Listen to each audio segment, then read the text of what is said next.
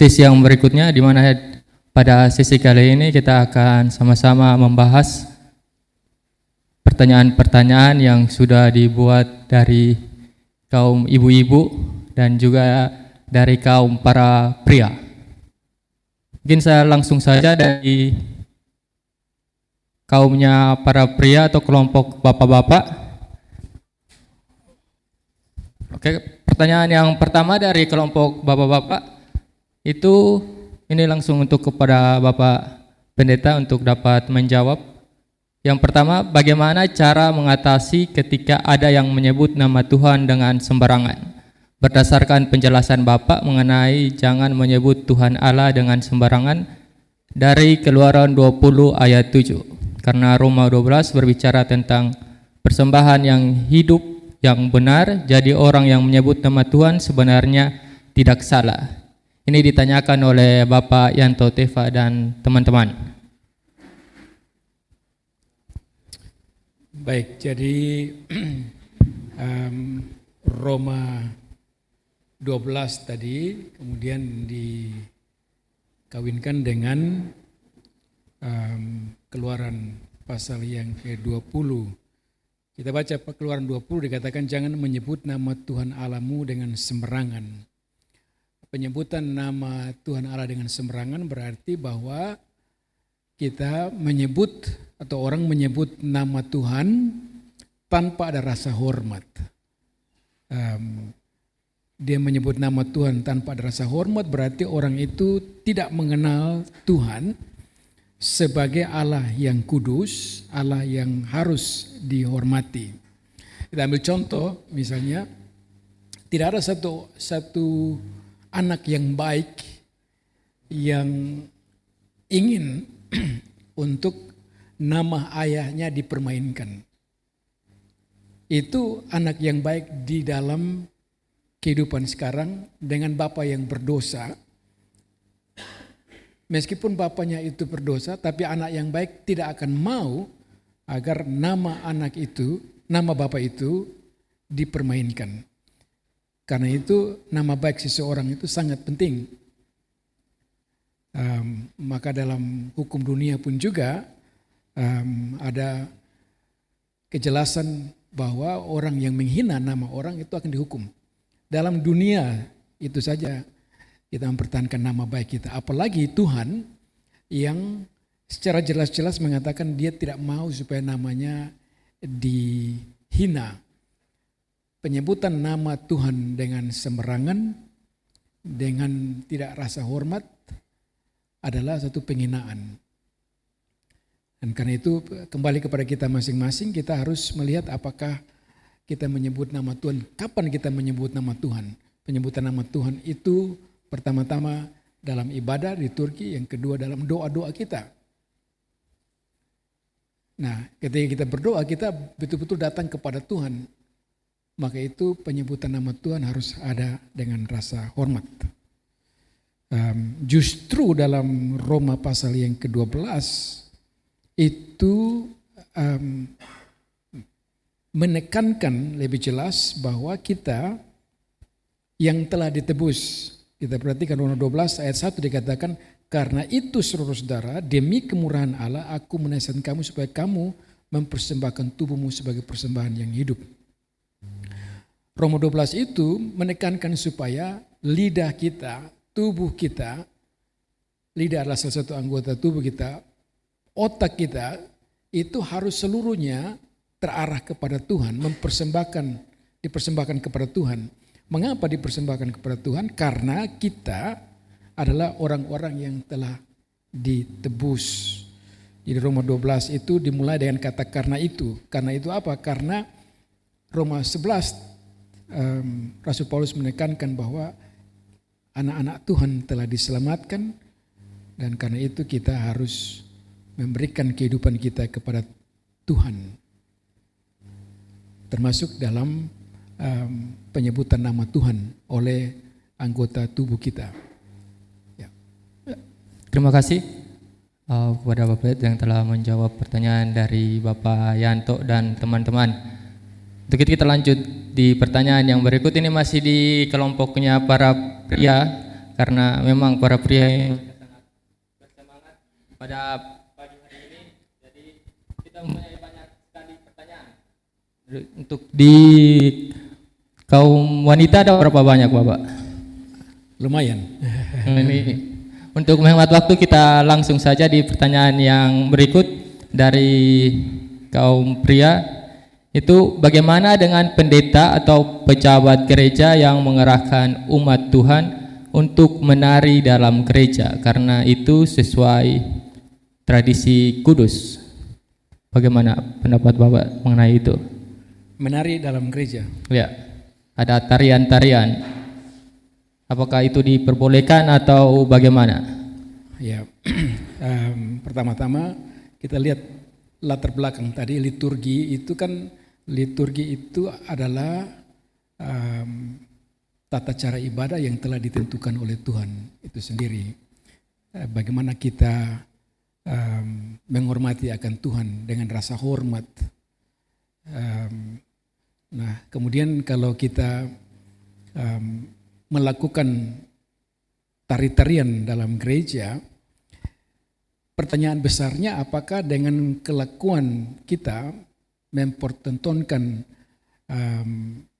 tari-tarian, entah tari-tarian itu apa, tari-tarian adat, istiadat atau apa, apapun bentuk daripada tari-tarian yang dilaksanakan dalam gereja, bagi saya itu adalah suatu penghinaan terhadap ibadah kepada Tuhan. Karena apa? Karena ketika kita melaksanakan tari-tarian itu menunjukkan bahwa kita pingin untuk menyenangkan hati kita. Tari-tarian yang kita laksanakan pasti usulannya dari kita sendiri. Untuk apa tari-tarian itu? Pasti usulannya dari jemaat atau dari pemimpin yang tidak mengerti esensi dari liturgi. Kalau kita melihat tadi, liturgi itu adalah pertemuan antara Tuhan dengan umat perjanjian. Tuhan yang adalah Allah perjanjian dan umat perjanjian. Dan pertemuan itu adalah pertemuan yang kudus. Nah, karena pertemuan yang kudus, maka disayangkan kalau dikotori dengan tari-tarian yang duniawi. Meskipun ada lagu-lagu rohani, tetapi itu adalah pekerjaan yang pertama-tama mencoba untuk menyenangkan hati kita. Nah, karena itu di dalam liturgi kita harus melihat apakah kegiatan kita dalam liturgi itu menyenangkan hati Tuhan atau tidak. Itu yang paling penting. Dari pengertian bahwa liturgi itu harus menyenangkan hati Tuhan, maka saya berpikir bahwa tari-tarian yang dijalankan itu adalah kegiatan yang tidak menyenangkan hati Tuhan. Maka itu tidak bisa disangkali bahwa banyak orang juga yang tidak suka ke gereja lagi. Karena apa? Karena ada begitu banyak unsur liturgi. Hari ini tari-tarian, besok bisa drama. Lusa bisa saja anak-anak muda mengatakan, ya bagaimana kalau kita sambut dengan main bola kaki di gereja. Bisa saja begitu. Karena liturgi itu menjadi sesuatu yang bisa diinovasi oleh orang. Dan bergantung kepada umur. Orang tua bilang tari-tarian ini, anak-anak bisa mengatakan bagaimana dengan dance. Maka yang terjadi bisa saja ada begitu banyak campuran kegiatan-kegiatan bergantung umur. Anak bisa mengatakan ya tidak baik kalau gereja itu hanya lampunya biasa-biasa saja. Kita pakai lampu disko. Kita bisa, kenapa tidak pakai lampu disko? Dan di dalam gereja kita pakai band. Lalu ada kembang api, meriah. Apa yang salah? Yang salah ialah bahwa kita melakukan gereja menurut pikiran kita. Menyenangkan kita. Ukurannya adalah kita terus. Nah, disitulah problem. Dan akibatnya ialah bahwa gereja menjadi luntur identitasnya. Karena apa? Karena gereja mengikuti akan pola pikiran manusia. Pola pikiran orang-orang yang tidak mengerti akan penyembahan kepada Tuhan. Dan itu juga sebabnya maka banyak anak-anak muda yang sekarang sudah tidak mau lagi untuk ke gereja karena gereja tidak memberikan batasan prinsip-prinsip liturgi itu apa. Nah kalau kita punya, tadi saya katakan prinsip liturgi, Tuhan itu adalah Allah yang kudus. Maka setiap kegiatan-kegiatan kita harus ingat, apakah kegiatan ini adalah menghormati nama Tuhan, ini kudus ataukah ini senang-senang. Jadi beda antara gereja dengan diskotik. Ya, terima kasih Bapak, ini memang sangat jelas penjelasannya untuk kita pada pagi hari ini. Supaya seimbang saya berikan kepada kaum perempuan pertanyaan dari para kaum perempuan. Yang pertama itu, apa perbedaan liturgi kebaktian minggu dan ibadah rumah tangga? Jadi kebaktian, makanya perbedaannya besar sekali ya. Kebaktian minggu dan ibadah.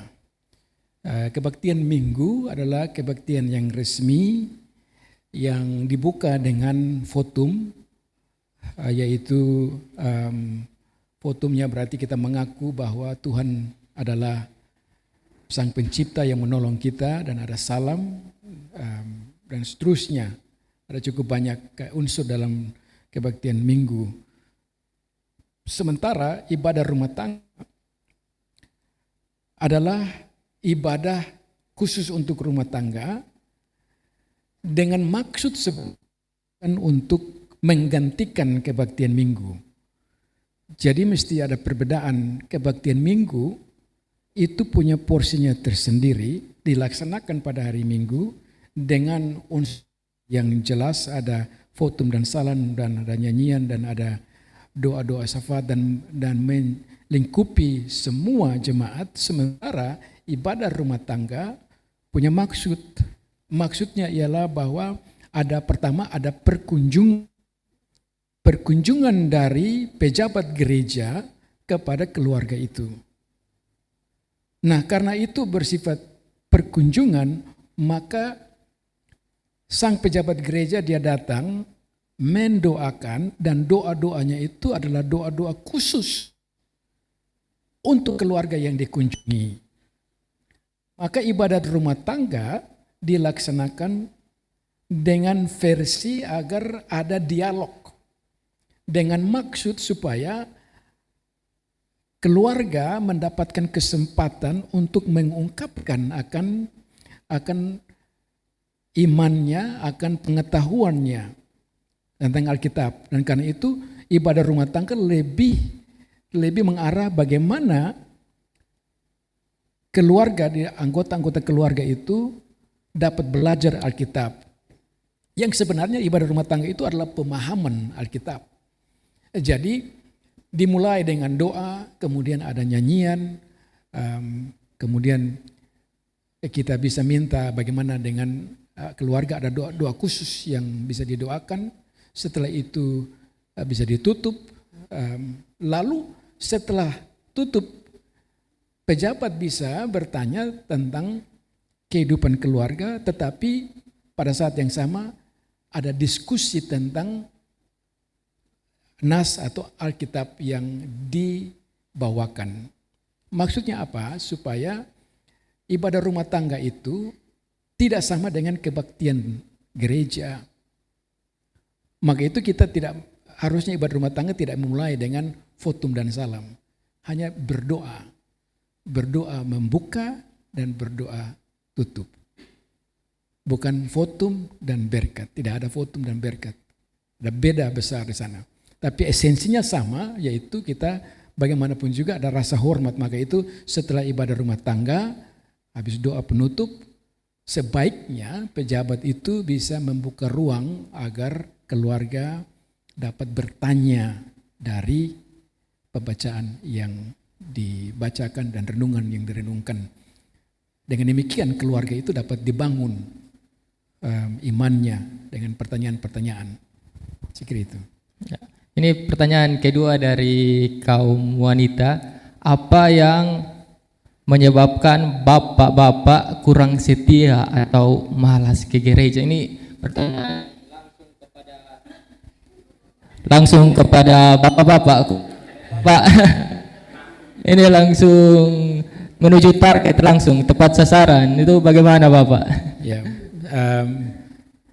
jadi tadi memang pertanyaan itu, kenapa bapak-bapak kurang setia?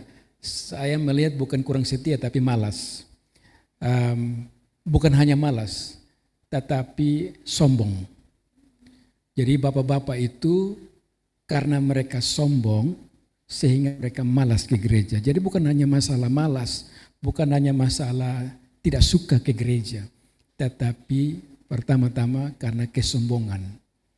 Kenapa? Karena kalau bapak-bapak mengerti bahwa mereka itu menjadi bapa karena Tuhan yang angkat mereka menjadi bapa. Bukan mereka angkat diri jadi bapa. Tuhan yang mengangkat mereka untuk jadi bapa. Tuhan yang memberikan mandat kepada mereka untuk menjadi bapa, untuk supaya mereka bisa mendidik keluarga.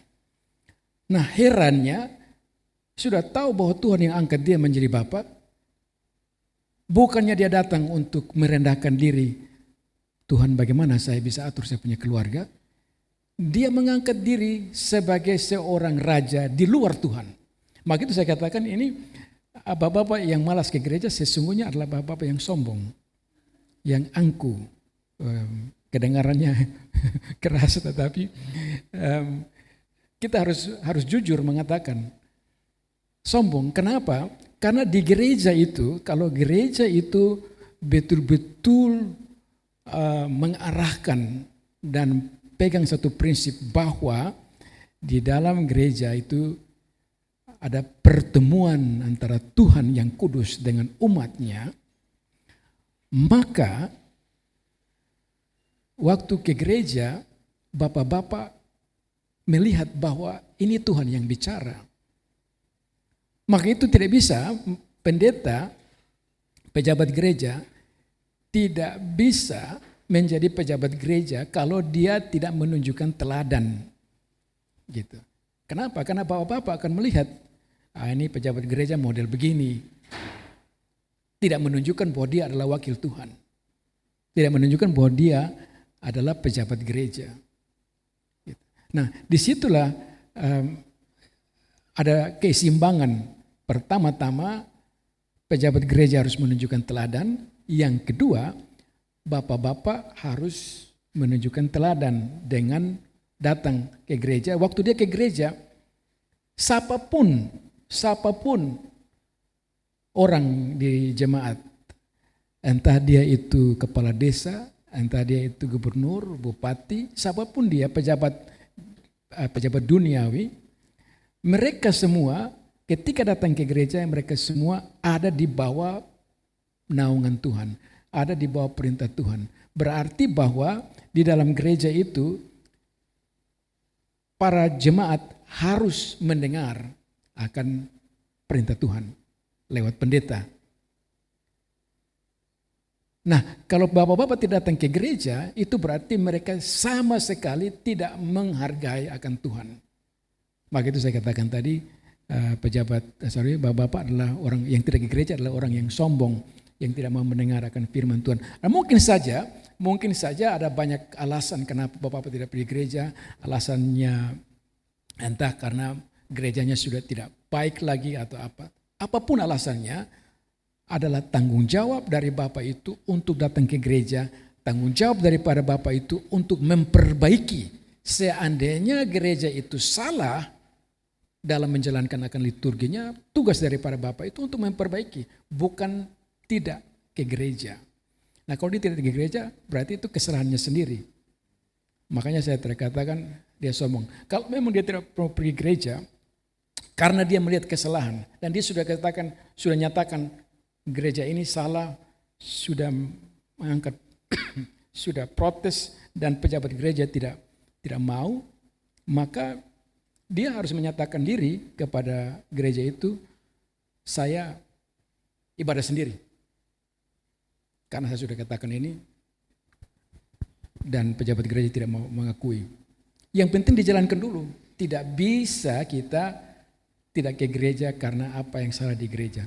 Maka itu penting untuk bapak-bapak kembali merendahkan diri. Yang kedua, kita juga tidak bisa langsung mempersalahkan bapak-bapak yang malas, yang sombong ini tanpa kita datang. Jadi pejabat gereja punya fungsi adalah berkunjung. Maka itu tadi pertanyaan tentang ibadah rumah tangga. Waktu ibadah rumah tangga itu, di situ kesempatan dari pejabat gereja untuk bertanya, untuk memotivasi sehingga ada persoalan di dalam keluarga itu, bapak itu harus ditunjukkan. Minta maaf, bapak sudah 1 tahun, 2 tahun, 3 tahun, atau 1 bulan, atau 2 minggu tidak datang ke gereja. Atas nama Tuhan saya datang, saya mohon kalau bisa bapak datang. Karena ini perintah Tuhan. Begitu. Jadi tugas dari kita pejabat gereja untuk datang berkunjung. Kita datang bukan sebagai orang yang kudus, tanpa dosa, tapi kita datang sebagai orang yang berdosa yang dikuduskan oleh Tuhan, dan sama kita merendahkan diri di hadapan Tuhan dan mohon supaya si A itu dapat bertobat. Ya, artinya apakah para kaum bapak ini dapat mengkritik para pejabat gereja atau bagaimana dari penjelasan bapak tadi itu? Kaum bapak, kalau seandainya mereka lihat ada sesuatu yang salah dalam gereja, maka kaum bapak-bapak yang tadi bicara tentang bapak yang malas, berarti dia tidak di gereja. Tapi kalau bapak yang rajin ke gereja dan dia melihat ada sesuatu yang tidak baik di gereja, dia tidak boleh tutup mata. Dia harus bicara kepada pejabat gereja itu baik secara pribadi ataupun juga secara umum. Saya tidak suka dengan ini. Satu. Yang kedua, saya merasa bahwa apa yang dibuat oleh pejabat gereja ini tidak sesuai dengan firman Tuhan.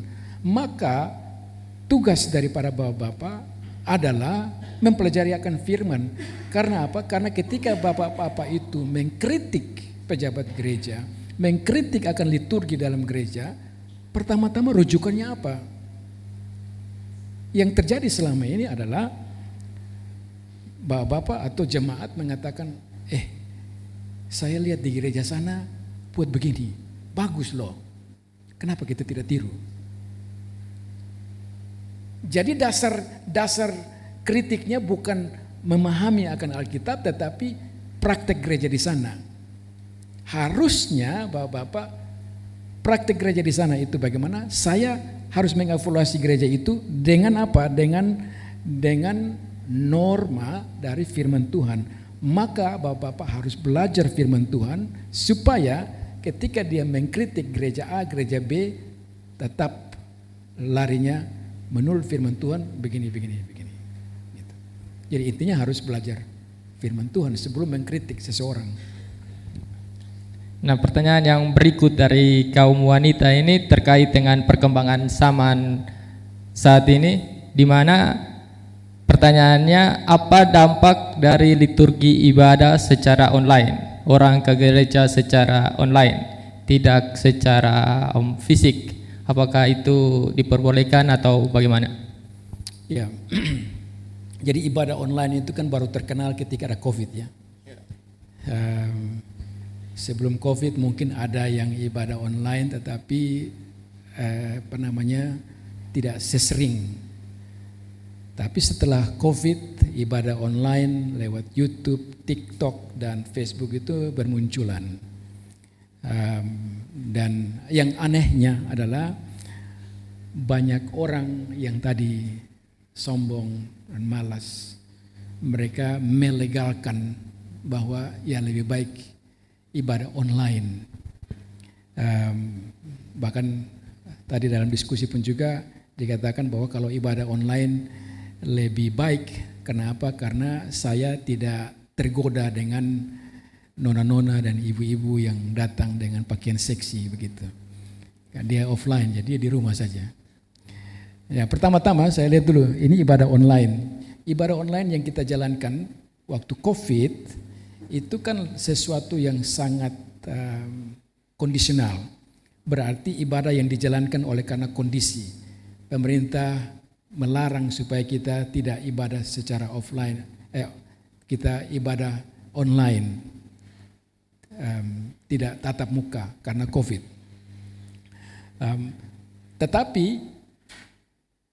kita mengerti bahwa kita yang ibadah secara online waktu COVID itu adalah sesuatu yang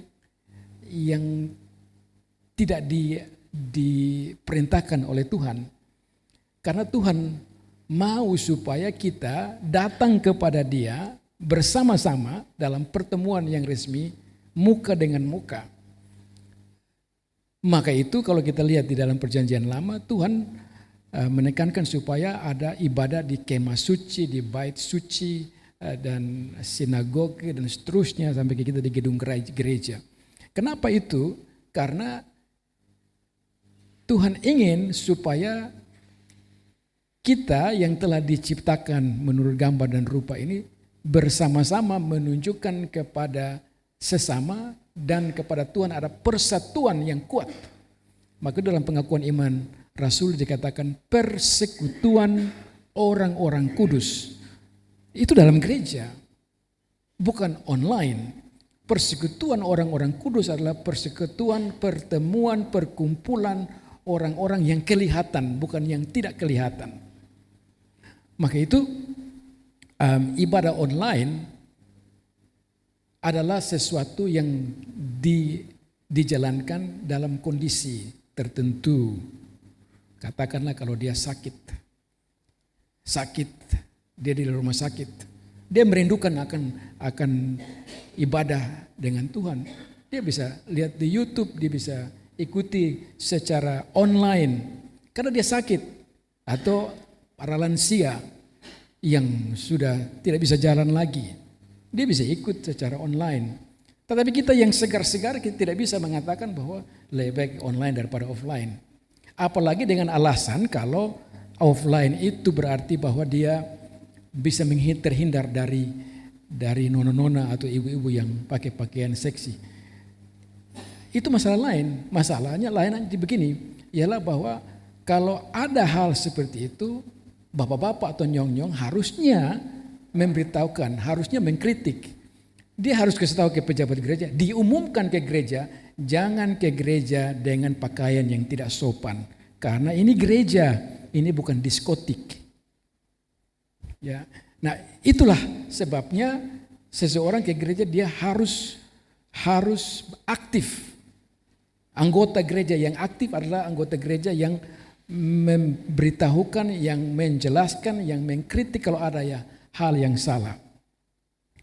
Tetapi kalau dia diam-diam dan kemudian dia mengucilkan diri dengan alasan-alasan seperti itu bagi saya adalah seseorang yang tidak paham apa artinya menjadi seorang anggota gereja dalam gereja tersebut. Nah, kita memahami bahwa karena ibadah itu adalah pertemuan dengan Tuhan dengan rasa hormat, sekali lagi itu, dengan rasa hormat, maka pakaian kita pun juga pakaian yang hormat. Kita membayangkan saja, waktu kita bertemu dengan bupati gubernur,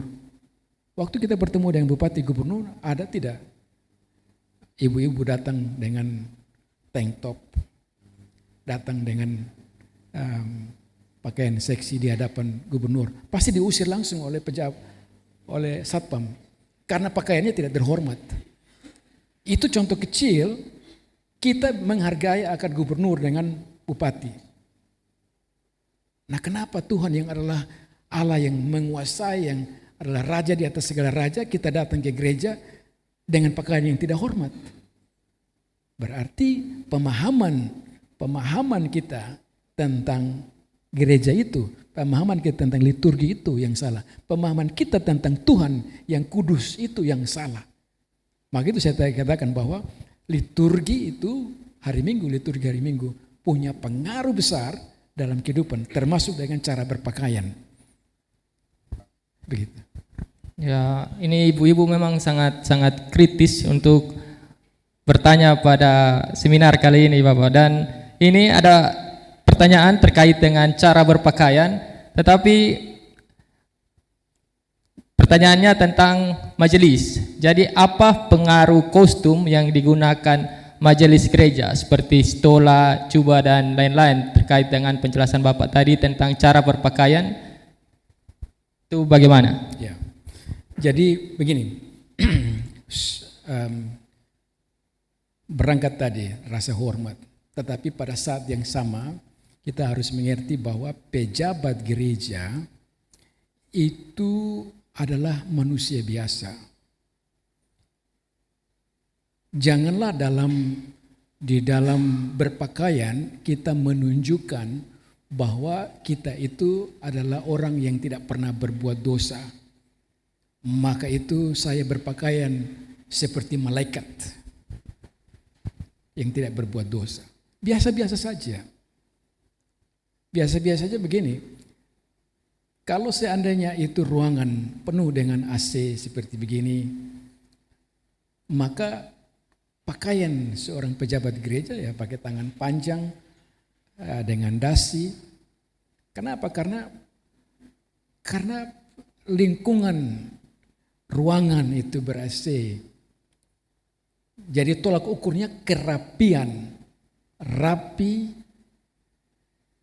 teratur, bersih. Karena ini berhadapan dengan Tuhan. Nah, pada saat yang sama, seandainya gereja di kampung yang tidak ada AC, yang tidak ada panas sekali, lalu you menetapkan untuk pendeta itu pakai toga. Saya merasa kasihan sekali pendeta itu. Saya yakin dalam 5, 10 menit, 20 menit itu sudah keringat halus. Penderitaannya luar biasa bagi pendeta tersebut. Hanya karena dia mau menunjukkan bahwa ini pakaian pejabat. Tidak. Pejabat gereja bukan di sana dengan pakaiannya yang berbeda dengan jemaat. Tidak. Yang kedua, kalau pejabat gereja itu dia memakai toga ya, atau stola.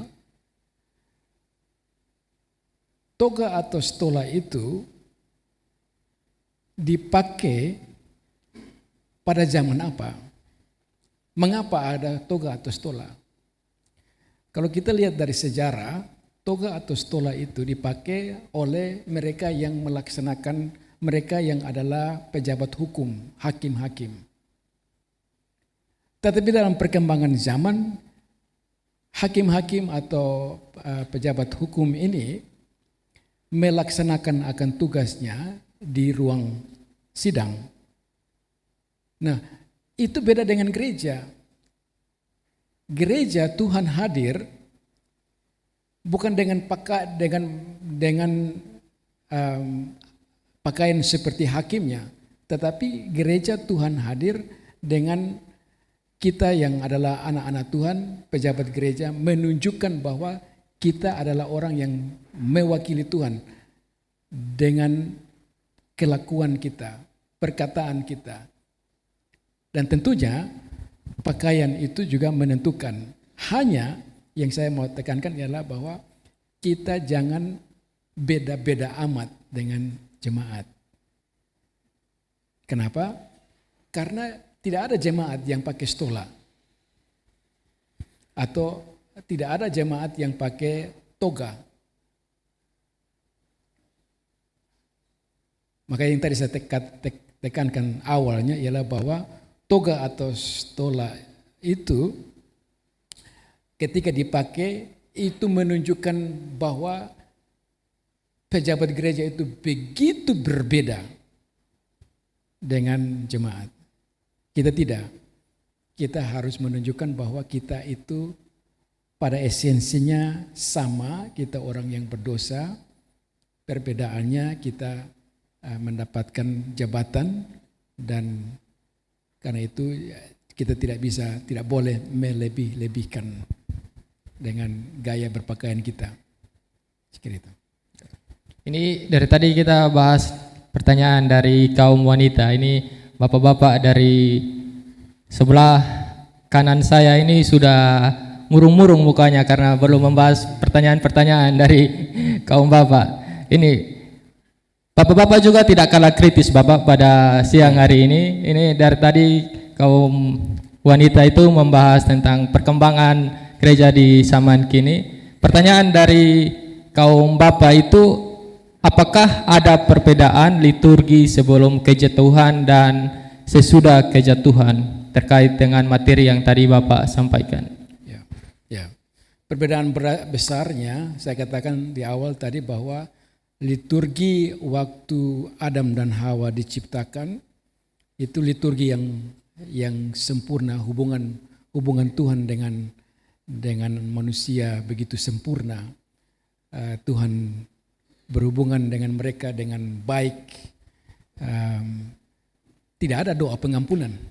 Itu satu contoh. Waktu Adam dan Hawa menjalankan akan liturginya tidak ada unsur doa pengampunan karena mereka belum jatuh ke dalam dosa. Nah, tetapi liturgi itu berubah.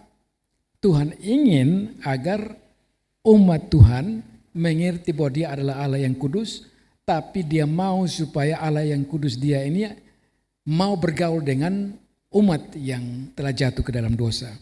Nah, pergaulan Dia dengan umat yang telah jatuh ke dalam dosa itu bisa terjadi dengan satu syarat, yaitu bahwa umat itu harus membawa korban persembahan. Itu terjadi ketika umat manusia jatuh ke dalam dosa. Maka itu anak Adam dan Hawa, Kain dan Habel, ceritanya tentang korban persembahan. Mereka memberikan korban persembahan. Kenapa korban persembahan? Karena mereka telah jatuh ke dalam dosa dan Tuhan mau supaya dalam liturgi itu ada unsur persembahan itu ada. Nah, itulah perbedaan. Nah, sampai sekarang liturgi itu berkembang. Tuhan mau untuk tetap prinsipnya ada. Dia yang ada Allah yang kudus dan Dia mau supaya umat yang datang ini dikuduskan.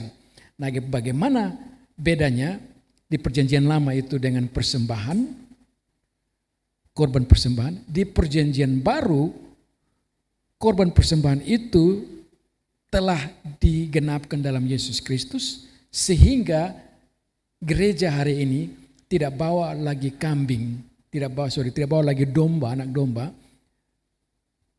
tetapi yang dibawakan adalah dirinya. Roma 12 tadi memberikan persembahan hidup. Gitu. Nah, itu perbedaan antara liturgi sebelum kejatuhan ke dalam dosa dan perjanjian lama sampai perjanjian baru sekarang. Yang berikut dari kaum Bapak itu pertanyaannya tentang alat musik Bapak. Itu apakah di dalam liturgi kebaktian itu alat musik bisa berpengaruh pada pertumbuhan iman dilihat dari sisi teosentrisnya? Itu bagaimana Bapak? Ya. Jadi alat musik ini sangat berpengaruh ya. Berpengaruhnya begini. Pada prinsipnya kita harus melihat bahwa itu tadi, liturgi itu untuk siapa? Liturgi itu adalah penyembahan kepada Tuhan, tata cara untuk menyembah Tuhan dengan benar, dengan sopan dan teratur. Nah, karena itu ketika dijalankan liturgi, alat-alat musik tidak boleh menjadi fokus. Musik tidak boleh menjadi number one. Musik tidak boleh menjadi nomor satu. Maka itu tadi saya katakan di dalam liturgi, situasi dalam gereja, kalau alat musik itu di depan menjadi center, ada band di depan, itu berarti pertanda bahwa gereja itu mengutamakan alat musik. Itu berarti bahwa gereja itu pingin untuk menyenangkan jemaat, bukan untuk menyenangkan Tuhan. Ya, alat musik itu dipakai untuk supaya umat Tuhan didorong agar mereka menyembah Tuhan dengan benar, dengan rasa hormat. Dan karena itu sebaiknya alat musik itu dikesampingkan. Dalam pengertian dia di samping. Dia tidak boleh menonjolkan diri. tidak boleh menunjukkan bahwa dia yang lebih hebat. Mimbar yang paling utama. Saya katakan tadi bahwa mimbar itu, pendeta itu, pejabat itu, dia ada senter karena dia mewakili Tuhan. Nah, itu sebabnya di dalam bergereja, dalam liturgi kita harus memperhatikan supaya musik-musik, alat musik kita itu dipersiapkan dengan baik supaya penyembahan lagu-lagu yang kita lakukan, nyanyikan, sekali lagi ya, harus ada rasa hormat dan tidak boleh ada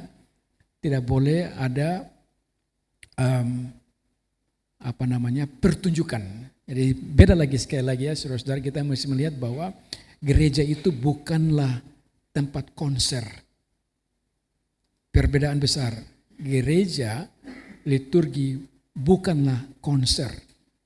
Kalau ada begitu banyak jemaat yang pingin untuk tampil seperti anak-anak yang mau untuk ada talent show, mereka mau ada vokal group, mau ada paduan suara, tidak masalah. Terus latihan vokal group, terus ada paduan suara, tetapi jangan pakai itu dalam hari Minggu. Pakailah paduan suara, pakailah talent show, drama, lawak dan semuanya. Buatlah satu hari tertentu di mana majelis gereja menentukan hari Kamis atau hari Jumat dalam bulan pertama atau bulan ketiga kita melakukan talent show, khusus talent show. Jadi dengan adanya hari khusus talent show itu, semua datang dan berlomba-lomba untuk menunjukkan, dan talent show itu menunjukkan bahwa dia rasa hormat juga. Tetapi tidak boleh dimasukkan dalam liturgi. Karena apa? Karena fokus kita pada hari Minggu, kebaktian pada hari Minggu itu adalah fokusnya kepada Tuhan.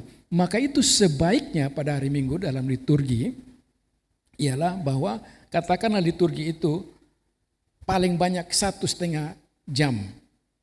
Dalam 1,5 jam liturgi pembukaan fotum sampai pada akhirnya, harusnya sebagian besar jam itu, katakanlah 40-50 menit, harusnya adalah khotbah. Dengan dia berkhotbah, dengan mendengar akan khotbah, maka jemaat akan disegarkan. Unsur-unsur yang lain, nyanyian, berdoa, persembahan, itu adalah bagian yang mendukung, menjawab akan pengkhotbahan. Pengkhotbahan adalah saat di mana Tuhan mengajar kita lewat pendeta. Nah, maka itu saudara-saudara, seseorang itu tidak bisa menjadi pendeta asal-asalan. Pendeta harus melalui proses yang panjang. Dia ikut sekolah teologi, setelah ikut sekolah teologi, dia ada masa vikarisnya, setelah masa vikaris, harusnya dia diuji juga dalam klasis untuk menunjukkan bahwa ini pendeta adalah seorang pejabat yang kredibel. Karena porsi satu jam kebaktian, 1,5 jam kebaktian itu porsi paling banyak adalah memberitakan akan firman Tuhan. Nah, seandainya kalau pejabat gereja itu pendeta dia tidak sekolah teologi, apa yang terjadi? Yang terjadi adalah pergi dan omon-omon. Dia tidak memberitakan firman Tuhan. Maka masuk akal bapak juga tidak mau pergi gereja karena dia pikir wah ini ya. Dengar itu satu yang asal omong. Gitu. Nah disitulah gereja dengan kredibilitasnya turun karena pertama-tama pendetanya tidak sekolah dengan baik dan tidak merasa hormat kepada Tuhan. Kalau dia rasa hormat kepada Tuhan maka dia harus betul-betul mempersiapkan diri dalam memimpin kebaktian dan kemudian berkhotbah dengan baik dan benar. Tapi ada yang mungkin kurang setuju Bapak terkait dengan itu.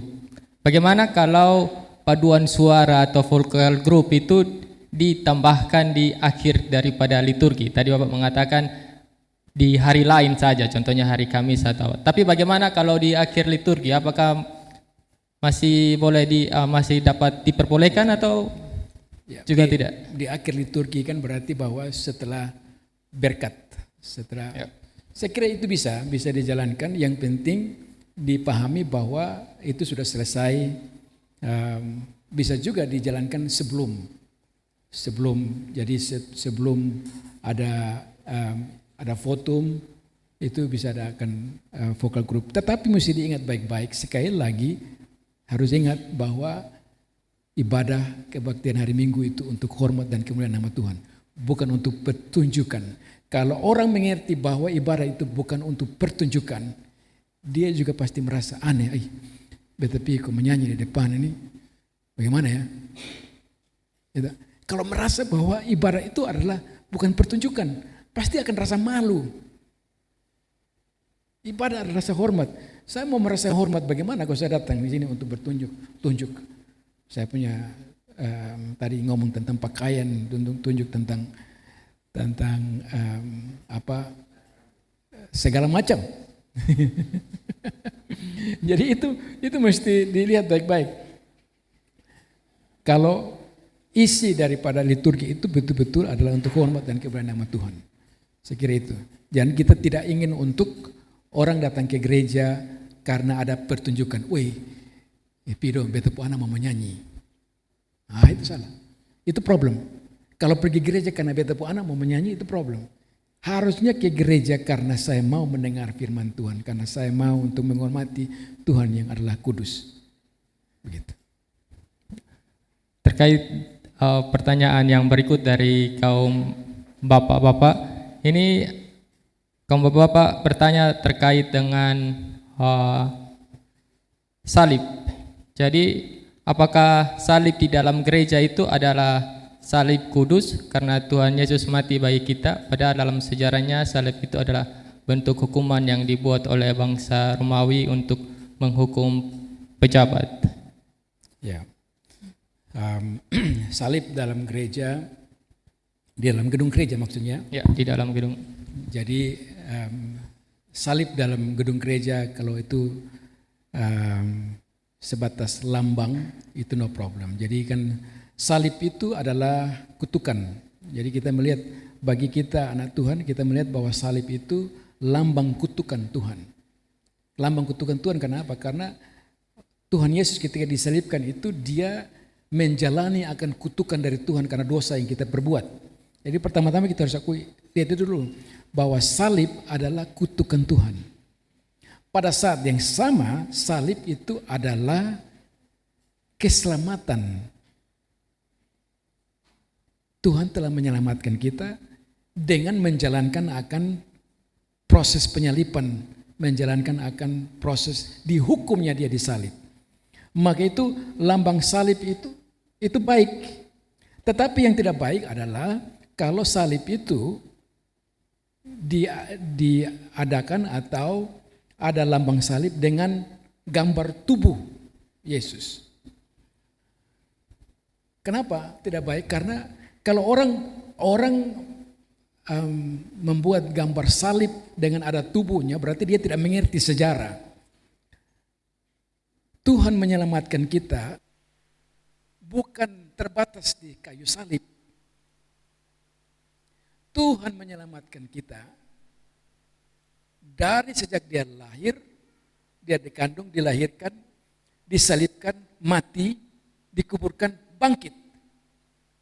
Jadi proses penyelamatan itu bukan hanya disalib saja, tapi sampai dikubur dia bangkit. Maka itu kita anak-anak Tuhan, orang Kristen, merayakan akan hari Sabat itu pada hari Minggu, karena hari Minggu itu adalah hari di mana Yesus bangkit. Tubuhnya tidak lagi disalib, tubuhnya tidak lagi dikubur. Maka kita merayakan akan hari Minggu itu adalah hari kemenangan. Karena itu adalah hari kemenangan, maka salibnya, kalau kita pasang salib, harusnya salib yang kosong. Tidak ada tubuh di situ. Itu pengertian yang benar. Salib yang kosong, tanda bahwa Yesus telah menang. Kalau kita membuat salib dan salibnya ada tubuh Yesus di situ, berarti kita mengatakan bahwa Yesus masih tetap disalib dan dia kalah. Itu menunjukkan bahwa kita tidak mengerti akan sejarah bagaimana Tuhan menolong kita, bagaimana Tuhan telah menyelesaikan akan proses keselamatan dari A sampai Z. Terima kasih Bapak, mengingat 20 menit lagi sudah jam 1 siang, jadi 2 pertanyaan terakhir, satu dari kaum Bapak, satu dari kaum wanita. Pertanyaan dari kaum Bapak itu, apakah liturgi itu diganti atau sudah absolut atau tetap? Dan dari kaum wanita yang terakhir itu mengenai pembagian tugas di dalam liturgi. Di dalam liturgi itu ada yang membaca firman, ada yang doa, jadi beda-beda. Itu bagaimana? Ya. Pertama, apa tadi? Yang pertama atau yang kedua? Yang pertama. Yang pertama itu apakah liturgi itu dapat ganti-ganti atau sudah absolut, tidak dapat lagi diganti-ganti?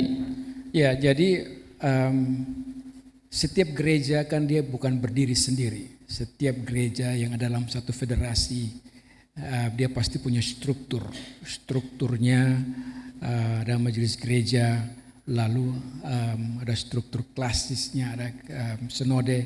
Maksudnya ialah bahwa dalam struktur itu ada musyawarah, ada persidangan, dan persidangan itu memutuskan akan apa yang harus dijalankan. Jadi setiap gereja tidak bisa mengatakan, kalau dia ada dalam federasi, itu sama dengan semua organisasi, bahwa kalau dia ada dalam satu organisasi maka dia akan tertib mengikuti akan organisasi tersebut. Nah, liturgi itu adalah keputusan daripada organisasi itu. Nah, organisasi itu dia menjalankan akan keputusan-keputusan berdasarkan musyawarah dari semua gereja-gereja lokal, masuknya klasis dan sinode. Nah, apakah liturgi itu bisa diganti-ganti? Prinsipnya ialah kalau orang mengerti bahwa liturgi itu adalah pertemuan perjanjian, pertemuan antara Tuhan dengan Tuhan Allah perjanjian dengan umat perjanjian, pertemuan dengan maksud untuk menghormati akan Tuhan. Maka ruang untuk mengganti bisa. Tetapi pertanyaan pentingnya ialah apakah pergantian liturgi itu demi hormat kemuliaan nama Tuhan atau tidak? Tapi pergantian hanya asal berganti, pergantian demi menyenangkan hati orang, itu problem. Mau ganti berapa kali pun juga tidak bisa menunjukkan bahwa gereja itu benar atau tidak. Yang paling penting adalah gereja itu tidak boleh anti kritik dan gereja itu bisa berubah. Maka itu kaum reformator mengatakan bahwa gereja reform harus terus direformasikan. Gereja Protestan harus terus diperbaharui. Nah, cara pembaharuannya itu dengan persidangan-persidangan, dengan pertemuan-pertemuan, dan waktu pertemuan itu segala macam argumen tentang Alkitab, dari Alkitab tentang liturgi itu harus ada. Dari situ hikmat dikumpulkan untuk merumuskan satu liturgi yang benar-benar sesuai dengan firman Tuhan. Dan kalau ada perubahan, kembali akarnya sesuai tidak dengan firman Tuhan. Apakah menghormati Tuhan atau tidak? Pertanyaan kedua? Pertanyaan yang kedua itu pembagian tugas. Nah, sama. Jadi pembagian tugas menurut saya yang mewakili Tuhan hanya satu saja. Yang mewakili Tuhan hanya pejabat yang ditunjuk. Karena itu yang memimpin kebaktian adalah Tuhan. Karena apa? Karena liturgi itu adalah pertemuan Tuhan dengan umat perjanjian. Nah, makanya waktu berdoa, contoh kecil, waktu kita berdoa, Tuhan mengajarkan kepada kita supaya kita berdoa dengan sopan. Dan karena berdoa dengan sopan itu sehingga tidak bisa saya berdoa di sini dan bapak-bapak, mama semua berdoa ribut semua. Itu berarti kita tidak berdoa dengan sopan. Perwakilan doa, saya yang berdoa. Karena pendeta itu mewakili Tuhan, pada saat yang sama dia mewakili jemaat. Maka itu pendeta itu dia mewakili jemaat dan dia berdoa untuk jemaat. Dia berdoa mewakili akan pokok-pokok doa yang telah diberikan kepada pendeta tersebut. Dan itu sebabnya juga waktu makanya itu penting sekali. Kita lihat saya melihat banyak sekali anak-anak muda. Saya berapa kali masuk ke salah satu gereja, dua gereja besar, dan waktu doa syafaat, aduh, itu sangat disayangkan. Anak muda banyak yang main HP, lari kiri, lari kanan. Tidak menghargai akan Tuhan yang diwakilkan oleh pendeta itu. Malah anak muda, karena mereka merasa ini satu lelucon. Berdoa kemudian mereka buka mata, korek di sana, korek di sini. Ini apalagi karena orang tua tidak mengajarkan kepada anak-anak, karena orang tua tidak menghargai akan Tuhan, tidak menghargai akan pendeta, maka itu yang terjadi. Kekacauan, pemberontakan. Kita membayangkan saja, bapak ngomong kemudian yang terjadi anak sambung kiri kanan, anak bapak kan ngamuk. Karena anak itu tidak menghargai bapak. Nah itu apalagi dalam gereja. Jadi tapi itu bermula dari anak-anak yang tidak menghargai akan Tuhan dengan yang itu tadi tidak menghargai akan gereja. Nah disinilah tugas daripada kita sebagai pejabat-pejabat gereja, kita harus tunjuk bahwa saya adalah wakil Tuhan. Saya khawatir hari ini ada banyak sekali anak-anak muda melihat kelemahan-kelemahan gereja, melihat kelemahan dari pejabat-pejabat gereja, maka anak-anak muda melihat bahwa ke gereja itu sama dengan pergi pesta nikah. Itu problem. Nah, saya khawatir karena tuntutan ekonomi, banyak gereja, pejabat gereja yang mengejar kolekte. Dan itu dilihat oleh anak muda. Kalau setiap pejabat gereja pergi dan konsentrasi pada kolekte, ibadah rumah tangga atau ibadat kaum ibu, ibadat kaum bapak, semua hanya fokus pada kolekte, maka anak muda akan lihat, ini soalnya bagus. Kritis anak muda. Dan akibatnya mereka ke gereja itu terpaksa, bukan dengan hati. Nah ini perlu kita perhitungkan baik-baik. Pejabat gereja harus mengerti bahwa kita harus mendorong anak-anak muda ke gereja, orang tua ke gereja. Karena apa? Karena ini pertemuan dengan Tuhan. Karena mereka diselamatkan, mereka harus datang bersyukur. Jangan mereka didorong karena gereja sudah berutang, karena bangun gereja begitu besar, utang banyak, dan kita mulai siap dengan kolekte A, kolekte B. Itu berbahaya. Terima kasih Bapak, ini masih sangat banyak pertanyaan tapi saya tidak sempat membacakan semuanya. Jadi saya memohon maaf kepada Bapak Mama karena tidak dapat. Saya selesai satu-satunya. Jadi saya ngomong tentang kolekte. Kolekte itu bagian yang penting sekali. Jadi tetapi orang membawa kolekte jangan karena dipaksa. Tidak boleh. Gereja, pejabat gereja harus memotivasi jemaat untuk memberi karena mereka melihat ada rasa syukur atas berkat yang Tuhan berikan. Karena itu mereka memberikan kolekte. Jangan dipaksakan. Apalagi kalau gereja yang menentukan, ikut perjamuan harus 10.000, 100.000, 1 juta. Itu berbahaya. Kalau itu sudah terjadi, itu tanda-tanda ada degradasi, penurunan kredibilitas, kepercayaan kita, kepercayaan gereja. Makanya gereja tidak boleh menjadi organisasi yang minta-minta. Tidak boleh. Harusnya gereja menjadi organisasi yang menyumbang. Bukan minta-minta, menyumbang. Kenapa? Karena jemaat itu adalah jemaat yang tahu bersyukur. Entah dia banyak petani atau apa. Saya kira petani-petani ada rasa jemaat yang bersyukur. Dia petani yang sukses. Dia akan memberi. Tapi tidak dipaksa. Maka itu juga saya tidak suka juga.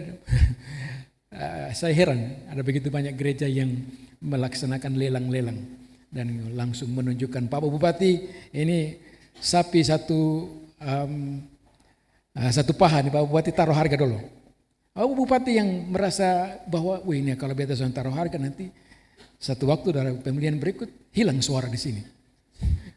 Akibatnya bupati juga ketika dia pergi ke pertemuan-pertemuan dia lagi dugdak, saya bawa berapa ini?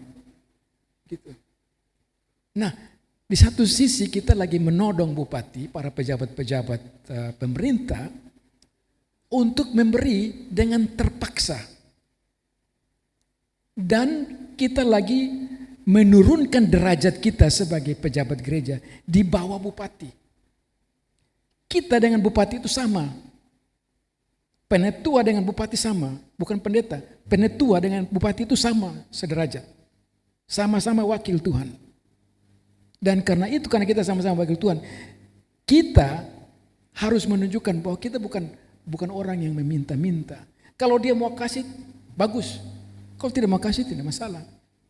Tidak perlu ada lelang-lelang. Tapi bagaimana Bapak dengan para jemaat yang... Tadi bilang mau tutup. Oh iya. masih bilang tapi lagi. Ya kan ini supaya memperjelas Bapak. Ya. Ini bagaimana dengan para jemaat yang memberi itu bukan berupa uang. Kan tadi Bapak bilang tidak boleh lelang kan. Jadi bagaimana? Itu solusinya apa kan? Kita tidak boleh hanya langsung bilang seperti itu saja. Itu bagaimana? Ya kalau jemaat itu tidak memberikan, tidak ada uang tapi barang. Ya diberikan kepada gereja dengan bentuk barang. Untuk apa harus lelang? Tapi kalau dia pisang Bapak itu bagaimana? Kan pisang rusak nanti. Kalau dia kasih pisang, keputusan majelis gereja adalah pisang itu mau diapakan. Keputusan majelis gereja, ini ada pisang. Mau kasih ke pendeta, atau majelis gereja bisa jual. Dia bisa jual. Kalau memang itu makanannya habis pakai cepat, katakanlah 2 atau 3, diberikan kepada pendeta, kenapa tidak? Atau kepada pejabat-pejabat lain. Nah kalau dia dalam bentuk padi atau beras atau jagung, maka majelis gereja bisa memutuskan untuk diuangkan. Bukan dengan cara lelang, tetapi diuangkan, dijual di pasar. Begitu. Sudah cukup ya karena sudah pukul 13 jam 1 siang, jadi sepertinya kita tutup untuk sesi diskusi sampai di sini Bapak. Kita berikan aplaus untuk Bapak Pendeta Edward.